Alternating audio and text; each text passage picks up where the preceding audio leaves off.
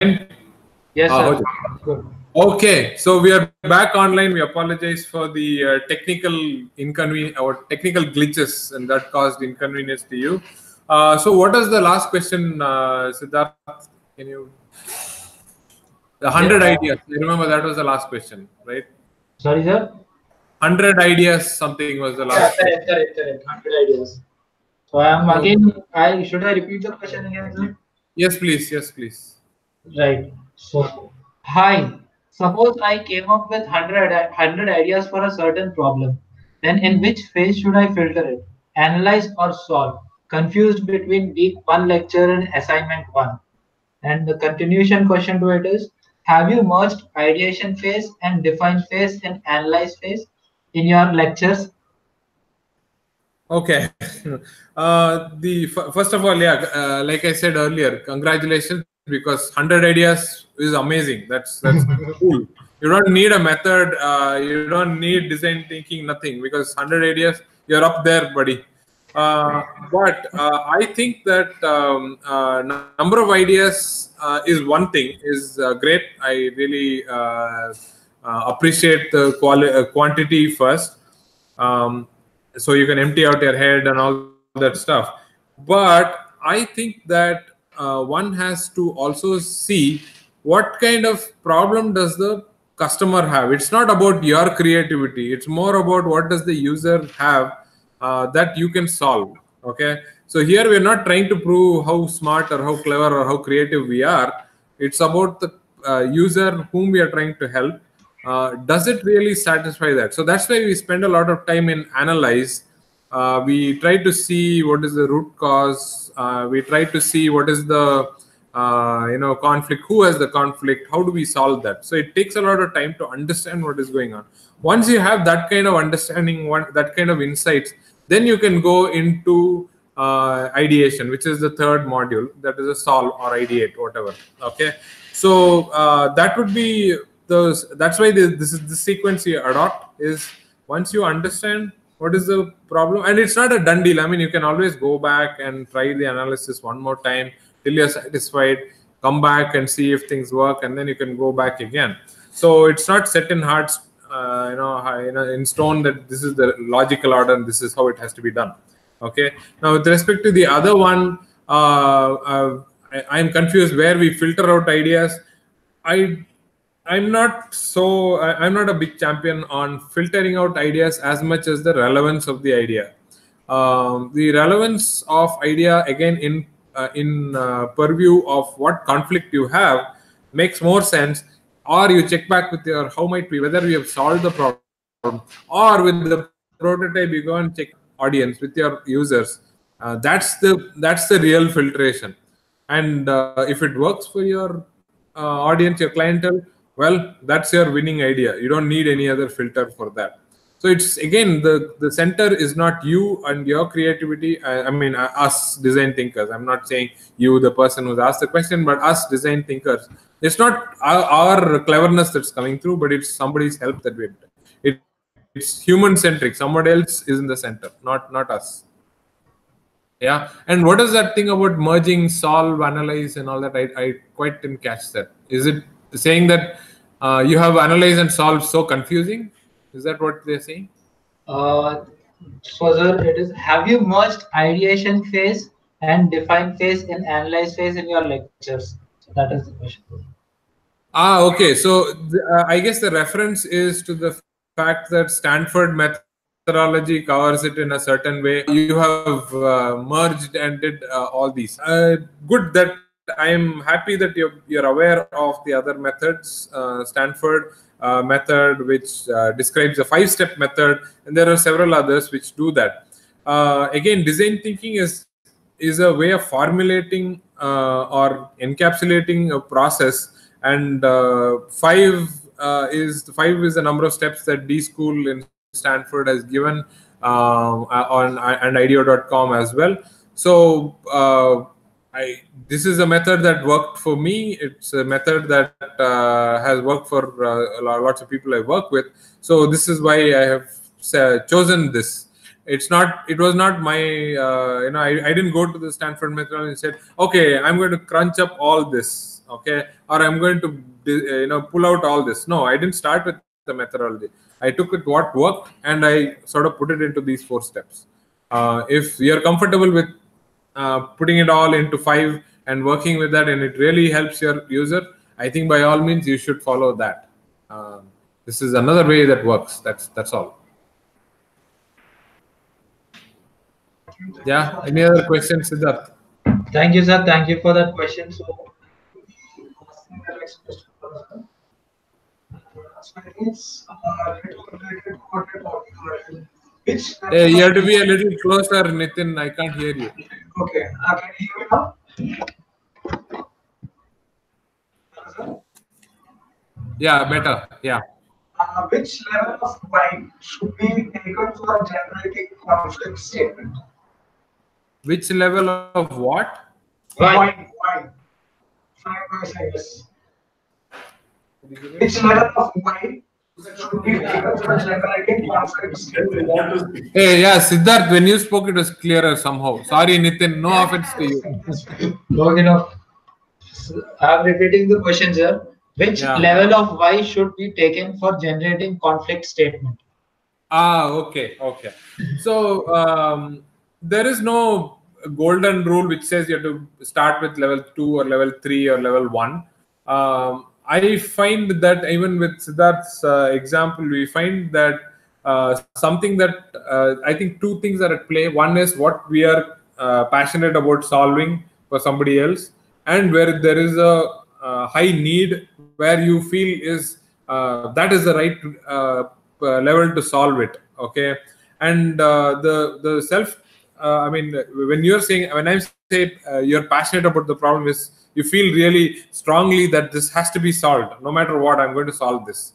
If you feel something about that in a certain level, then you should go ahead and do that for sure.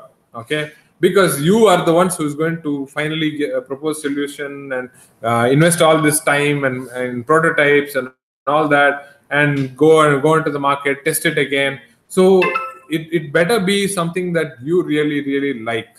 Okay, that you really. And if there is also a need from the other side, the audience side, your user side, so be it. It's a perfect merger of the two, and you should be working on that. So that would be my trial to answer this question. Which level of why? It totally depends on your passion as well as those strong need that you feel from the audience side, the user side. Thank you, Bala sir. Thank you for answering that. Yeah. Right. So we have another question again. How many levels of Y should we go? Okay. So yeah, similar question. So Similar similar question. answer. Ditto. Equal to my previous answer. Yeah. Yeah. But I'll tell you one thing to add to that is my personal experience. I've rarely crossed 3 or 4. Okay, that's another FAQ, frequently asked. How many levels do we go? I would say 3 or 4 has been my best. But wherever you find there's a natural limit, for example, a biological thing that you cannot cross, a chemistry limit or a physics or a scientific sort of limit, probably you may want to stop there. Or something that's way out of your league, and say it's in a policy that that's where things have to be handled, and you can't do much about it. I would stop there, because unless you are a policymaker yourself, I would say you should stop there. So it's sort of a hint for you. Yeah. So I guess that's Right. what I wanted. Right. Thank you, sir. Thank you so very much. We have a question coming from one of our live viewer here. Okay. Hi, sir. What are your insights on developing a sustainable and a human-centric design from a product designer's point of view? Okay, the human-centric part, we definitely have been doing it in our entire course. This is the essence of the entire course is start and end with the human being in every iteration. So you start with the empathize, which is totally human-centric. So we start there with the person, with people. You go talk to them, you observe them in their natural environment, wherever they are, and observe. So we start with that. So that's the human-centric part of it. In terms of sustainability, I think you can put it down as what is it that sustainability means for this particular use case. It's so generic, so vast a topic that I am, first of all, I'm not an expert on sustainability. I just know about it. So I'm just going to say, oh, I don't know much about it. Okay. But having said that, sustainability means something in a particular project, and you might want to think about what are the parameters there. And if it introduces a few conflicts, I think you should go for it and say that, hey, it has introduced this conflict. So I'm not allowed to throw. This is my very naive way of looking at sustainability. Not allowed to throw, waste into the waste vapor basket at all. Okay. Now that's a very interesting conflict. The user wants to throw it into the trash bin, whereas you are not allowed to do it because of the sustainability goal you have. Now, how might we cleverly design a trash can which will, I don't know, not accept it? Okay, a trash can which does not accept trash. That's an interesting one. Okay, so this is a very flippant way of answering it, I know, but I think if it introduces a nice conflict for you to work on, I think by all means you should take it up. Right, that's pretty. I don't want to be one of those guys who answers without knowing anything. So I'm saying I am not a sustainability guy. Okay. But still, that is very smart answers, sir. Definitely. Okay, vada pav on the plate. Okay, so we have another question again here. How can we do customer mapping for a huge customer base? Okay. Actually, I started answering this question to the live audience before you interrupted. It's all your fault. Okay. So I think that the user, it cannot be a large user base because we are doing personas for them, and it is like saying, oh, we have 1,000 people who are exactly the same.